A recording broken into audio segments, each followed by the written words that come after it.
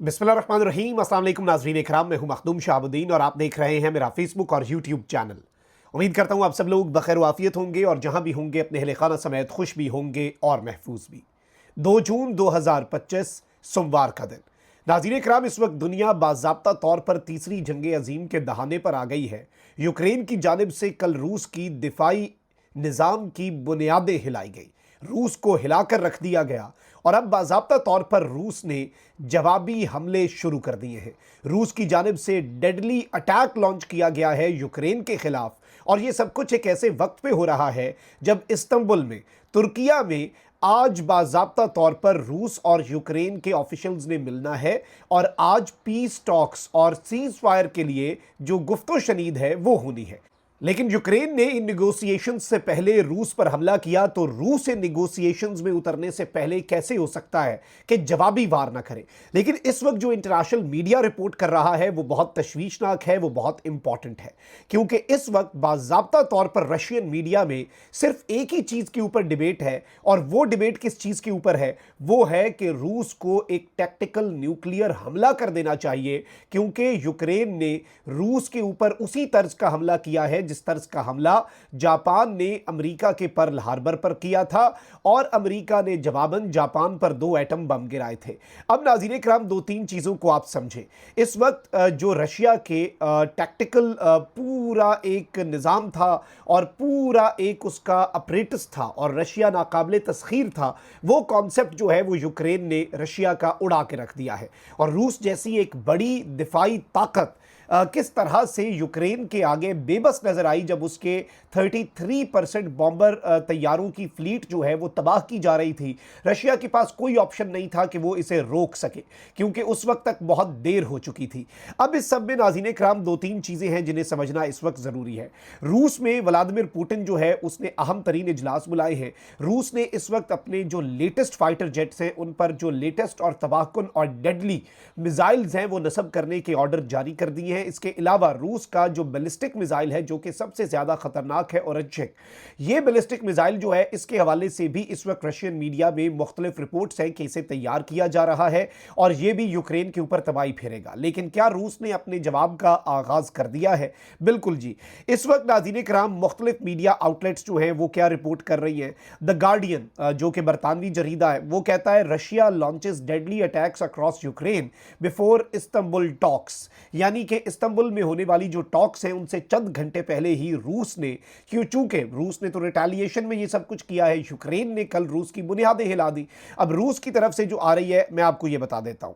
अब इस सब के अंदर मैं आपको बता दूं कि पहले तो यूक्रेन ने आगाज किया जो टॉक्स हैं उनसे पहले रूस के ऊपर हमला करने का, और इसमें जो व्लादिमीर ज़ेलेंस्की है उसने ये ट्वीट किया कि भाई रूस को हमने ये दिखाना था कि भाई हम भी तुम्हारे अंदर आकर, तुम्हारे मुल्क के अंदर घुसकर तुम्हारी बुनियादें हिला सकते हैं, इसीलिए जंग फौरी खत्म करो। यानी व्लादिमीर ज़ेलेंस्की का ये कहना है, यूक्रेन के प्रेसिडेंट का, कि ये अटैक हमने व्लादिमीर पुतिन को अमन पर कायल करने के लिए ये अटैक जो है किया। इस चीज़ को आप समझें। अब इस सारी की सारी सूरत हाल में मैं आपको ये बता दूं कि रशिया की शेलिंग और एयर अटैक्स जो हैं वो मुख्तलिफ यूक्रेन के शहरों के ऊपर तबाही फेर चुके हैं, और ड्रोन अटैक्स जो हैं वो भी मैं आपके सामने डिटेल्स रख देता हूं। द गार्डियन इस पर क्या रिपोर्ट कर रहा है? रशिया की शेलिंग और एयर अटैक्स जो हैं, यानी एयर टू सरफेस मिसाइल्स जो हैं, उन्होंने साउथ ईस्टर्न यूक्रेनियन सिटी है ज़ापोरिज़िया, इसके अंदर जाकर तबाही फेरी है, जबकि एक ड्रोन अटैक है जो कि north east region of Sumy जो है वहां पर किया गया। इसके साथ ही साथ मैं आपको यह बता दूं कि रशिया ने ईस्ट ऑफ यूक्रेन जो है वहां पर तिरवाते एक विलेज है वहां पर तबाही फेरी, और इस सारी की सारी सूरत हाल में जो डिटेल्स आ रही हैं वो बहुत तशवीशनाक है। इसके साथ ही साथ कुस्तनकीविया टाउन जो है दोनेत्स्क रीजन का, उसके ऊपर भी रूस की तरफ से भरपूर हमला किया गया, और इस सब के साथ साथ ये भी बताया गया है कि खरसोन रीजन जो है वहां पर भी बड़ी तादाद में लोगों की हलाकतें हुई हैं, बड़ी तादाद में लोग जो हैं वो मारे गए हैं। रूस ने इस वक्त पूरी कुव्वत से यूक्रेन पर हमला कर दिया हुआ है। क्रूज मिसाइल जो है वो इस्तेमाल किए हैं, बमबार जो है तैयारे वो इस्तेमाल किए जा रहे हैं, और ड्रोन्स, रूस के ड्रोन्स जो है वो इस वक्त यूक्रेन के मुख्तलिफ इलाकों में तबाही मचा रहे हैं। ऐसे हालात जब होते हैं, जंगी हालात होते हैं, तो नॉर्मली ये होता है कि जो हेड ऑफ स्टेट हैं या इंपॉर्टेंट जो डिग्निटरीज हैं उन्हें महफूज मकाम पर मुंतकिल कर दिया जाता है, और रूस की तरफ से किसी भी तरह के बड़े हमले का खदशा है, तो इसीलिए अब ये बताया जा रहा है और जो मकामी सोर्सेज हैं वो ये रिपोर्ट कर रहे हैं एज पर सोर्सेज कि यूक्रेनियन प्रेसिडेंट व्लादिमीर ज़ेलेंस्की और यूक्रेन के आला तरीन हुकाम जो हैं उन्हें खुफिया मकाम पर और महफूज मकाम पर मुंतकिल कर दिया गया है। नॉर्मली आपको पता है कि बंकर्स भी होते हैं, इवन यूनाइटेड स्टेट्स जो है वहाँ पर भी बंकर्स हैं और यहाँ तक कि डूम्सडे प्लेन भी है अमेरिका का एक, अगर एटमी हमला हो जाए तो एक ऐसा प्लेन जिसमें सारा कमांड का सिस्टम जो है वो शिफ्ट कर लिया जाए और वो फ़ज़ा में हो ताकि वो असरात से बच सके। बहुत सी चीज़ें होती हैं, हर मुल्क ने अपनी तैयारी की होती है, इसी तरह रूस की भी तैयारी होगी। लेकिन अब नाज़रीन इकराम मैं आपको ये बता दूं कि जापान की मीडिया आउटलेट है वो कह रही है कि Russia mounts largest overnight drone attack and deadly missile strike. Russia ने 470 ड्रोन जो है, और ये कोई आम ड्रोन नहीं, डेडली ड्रोन है, ये यूक्रेन के ऊपर हमला करने के लिए भेजे। और बेसिकली इसके अंदर ये बताया जा रहा है कि अब तक की इस 3.5 साल जंग के अंदर किसी भी एक रात में, किसी भी एक दिन में रूस की तरफ से किया गया हमला जो है उसमें सबसे बड़ा हमला जो है वो कल रात और आज का दिन जो है वो यूक्रेन ने कर दिया है। अब नाज़रीन इकराम एक और चीज़ है, स्काई न्यूज़ जो रिपोर्ट कर रहा है वो बड़ा अलार्मिंग है।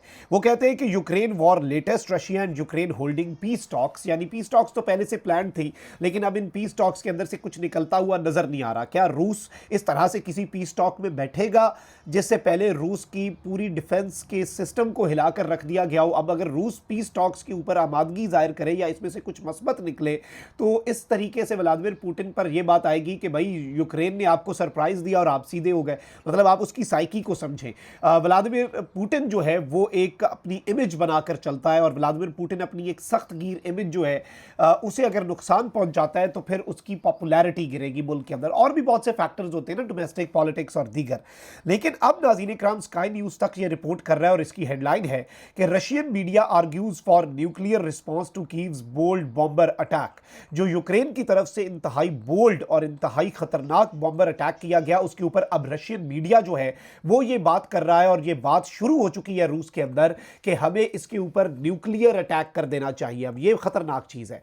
मैं ज़ाती तौर पर दुआ तो हमारी ये है कि मुल्क किसी एक मुल्क के अंदर नहीं बल्कि किसी एक खित्ते के अंदर नहीं बल्कि पूरी दुनिया के अंदर अमन हो। और हम अमन की बात करते हैं, हम जंग के खिलाफ हैं। और इस वक्त लेकिन जो इंडिकेटर्स हैं, देखें जो प्रेशर बिल्ड हो रहा है और रूस का मीडिया जो है वो लगातार बातें कर रहा है कि टैक्टिकल न्यूक्लियर मिसाइल जो है वो मारा जाए। टैक्टिकल न्यूक्लियर हमला और नॉर्मल न्यूक्लियर हमले में क्या है? न्यूक्लियर हमला जो होता है आपको पता है कि फिर उसकी तबाही अनप्रेसिडेंटेड होती है, अनलिमिटेड होती है। वो जहाँ तक जाए उसका कोई नहीं पता होता, वो कहाँ तक नुकसान पहुँचाए। लेकिन ये जो टैक्टिकल न्यूक्लियर हमला है इसके हवाले से जो चीज़ें आ रही हैं वो ये है कि भाई ये कंट्रोल्ड हो और सिर्फ किसी एक साइट या कुछ साइट्स जो हैं उन्हें तबाह करने के लिए इसका इस्तेमाल किया जाए। यानी this is the narrative which is being build in Russian media. इसके लिए बुनियाद जो है वो बनाई जा रही है रशियन मीडिया पर, इसके हवाले से बात की जा रही है कि ये ज़रूर किया जाए क्योंकि इसकी बहुत ज़्यादा ज़रूरत है। और अब इस चीज़ को इंटरनेशनल मीडिया जो है वो भी ऑब्जर्व कर रहा है, इंटरनेशनल मीडिया भी उसी एंगल से देख रहा है। So let's see how things unfold. लेकिन अभी तक की जो डेवलपमेंट्स है उनके मुताबिक all is not well. Peace talks जो है, इंटरनेशनल ऑब्जर्वर्स और डिफेंस एनालिस्ट जो है उनका भी कहना है कि इस्तांबुल के पीस टॉक्स में शायद कुछ निकल आता, लेकिन वो तब होता अगर यूक्रेन का अटैक भी ना हुआ होता और रशिया की तरफ से रिटेलिएशन भी ना हुई होती। अब यूक्रेन ने अटैक किया, रशिया की तरफ से जो रिटेलिएशन है वो अभी तक बदले का वो नहीं कह रहे और वो इस वक्त खामोश है। लेकिन इस सब के अंदर ये चीज़ अहम है कि रूस इस सब में अल्टीमेटली ऐसा क्या करेगा जिसे रूस बाद में आकर कह ले कि भाई हमने बदला ले लिया है। वो चीज़ है जो खतरनाक है। और ऑब्वियसली इस वक्त अमेरिका हाई अलर्ट पे है, नेटो हाई अलर्ट पे है, यूरोप हाई अलर्ट पे है, दुनिया के अहम तरीन की स्टेक होल्डर्स। और इंटरेस्टिंगली आप देखें कि दुनिया के बड़े ममालिक इस मामले के ऊपर खामोश हैं। उनकी खामोशी जो है वो भी बहुत से क्वेश्चंस रेज कर रही है और बहुत सी चीज़ें जो हैं वो उन पर सवालिया निशान लगता जा रहा है। कमेंट सेक्शन में राय का इजहार ज़रूर करें। अपना बहुत ख्याल रखिए। अल्लाह निगहबान। पाकिस्तान जिंदाबाद।